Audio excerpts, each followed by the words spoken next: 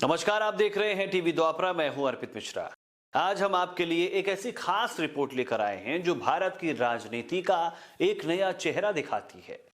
हम बात कर रहे हैं भारत के 31 मुख्यमंत्रियों की संपत्ति, उनकी देनदारियों और आपराधिक मामलों की। जहां एक तरफ देश में करोड़ों लोग गरीबी रेखा के नीचे अपना जीवन यापन कर रहे हैं, वहीं हमारे मुख्यमंत्रियों के बीच संपत्ति और आय में बड़ा असमान अंतर सामने आया है। एसोसिएशन फॉर डेमोक्रेटिक रिफॉर्म्स यानी एडीआर की ताजा रिपोर्ट ने कई बड़े खुलासे किए हैं। तो आइए इस रिपोर्ट के हर पहलू पर गहराई से चर्चा करते हैं।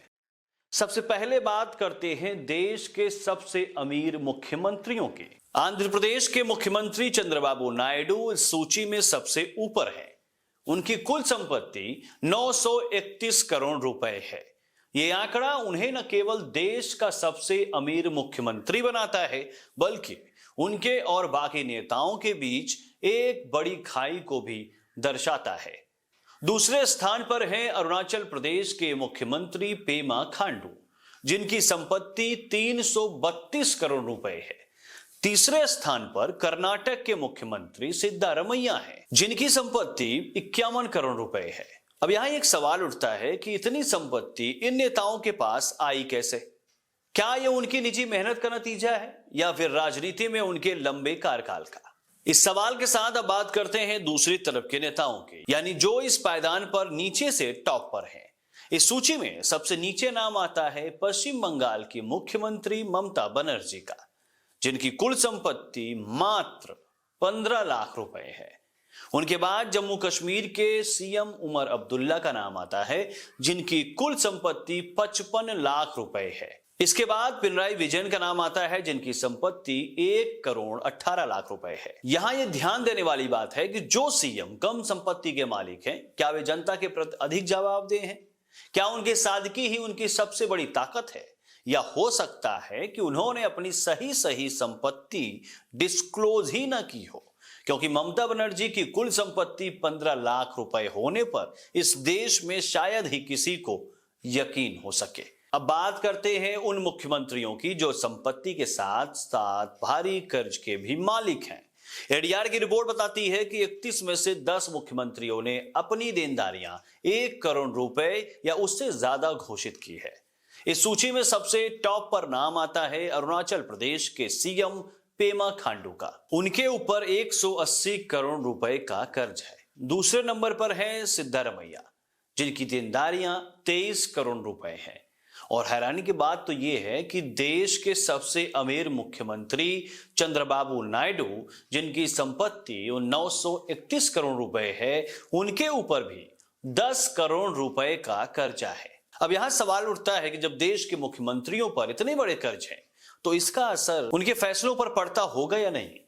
रिपोर्ट के अनुसार भारत के सभी मुख्यमंत्रियों की कुल संपत्ति 1630 करोड़ रुपए है, यानी 1630 करोड़ रुपए। औसतन हर मुख्यमंत्री के पास 52 करोड़ 59 लाख रुपए की संपत्ति है।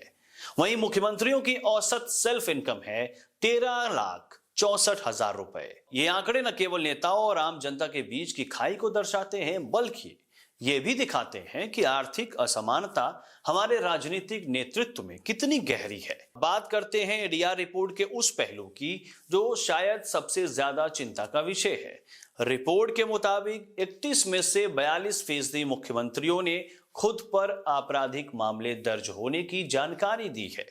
इनमें से 32% मुख्यमंत्रियों पर गंभीर आरोप हैं, जैसे रिश्वतखोरी, अपहरण और हत्या के प्रयास। ये आंकड़े न केवल हमारे नेताओं की छवि को प्रभावित करते हैं, बल्कि जनता के विश्वास को भी कमजोर करते हैं। अब देश के कुछ प्रमुख राज्यों पर नजर डाल देते हैं, उनके मुख्यमंत्रियों पर नजर डालते हैं। महाराष्ट्र के मुख्यमंत्री देवेंद्र फडणवीस ने अपनी संपत्ति 13 करोड़ रुपए घोषित की है। वहीं गुजरात के सीएम भूपेंद्र पटेल ने अपनी संपत्ति 8 करोड़ रुपए घोषित की है। इसके अलावा दिल्ली की सीएम आतिशी की कुल संपत्ति 1 करोड़ रुपए है। वहीं यूपी के सीएम योगी आदित्यनाथ की संपत्ति भी 1 करोड़ रुपए है। राजस्थान के नए सीएम भजनलाल शर्मा ने अपनी कुल संपत्ति 1.5 करोड़ रुपए घोषित की है। उनके सीएम बनने से राजस्थान में राजनीतिक और आर्थिक दिशा में महत्वपूर्ण बदलाव आने की उम्मीद है। उनकी संपत्ति उन्हें मुख्यमंत्रियों की सूची में मध्यम वर्ग में स्थान देती है। हालांकि राजस्थान के विकास और नीतियों पर उनके नेतृत्व का प्रभाव आने वाले समय में साफ होगा। बिहार की बात करें तो मुख्यमंत्री नीतीश कुमार की कुल संपत्ति 1,97,00,000 रुपए है। ये आंकड़े हमें हर राज्य के नेताओं की आर्थिक स्थिति का एक स्पष्ट चित्र देते हैं। लेकिन क्या ये स्पष्टता ईमानदारी से स्पष्ट की गई है या इसमें भी कोई पेच है? ये तो आप स्वयं ही समझें। ये रिपोर्ट जनता के सामने कई सवाल भी खड़े करती है। क्या इतने अमीर नेता गरीबों की समस्याओं को समझ सकते हैं? क्या कर्ज में डूबे मुख्यमंत्री आर्थिक नीतियां सही तरीके से बना सकते हैं? क्या आपराधिक मामलों में घिरे नेता जनता के लिए आदर्श हो सकते हैं? एडीआर की ये रिपोर्ट केवल आंकड़ों का संग्रह नहीं है। ये हमारे नेताओं की जिम्मेदारी, ईमानदारी और सादगी पर भी सवाल खड़े करती है।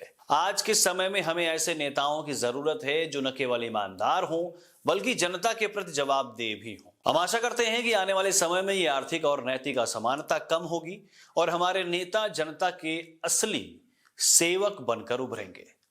धन्यवाद।